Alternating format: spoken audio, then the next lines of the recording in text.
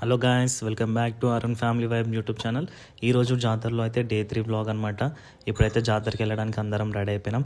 మామూలు కూడా బియ్యం అయితే కలుపుతారు దేవునికి అయితే వేయడానికి. ఇప్పుడైతే ఫస్ట్ పిల్లలందరం ఒక కార్ తీసుకొని అయితే జాతరకి అయితే స్టార్ట్ అయిపోతున్నాం. మామూలు అయితే వేరే కార్లు అయితే ఎంకలు వస్తారు. జాతరకి అయితే ఇప్పుడు వచ్చేసినాం. ఈ రోజు లాస్ట్ డే అనమాట జాతర.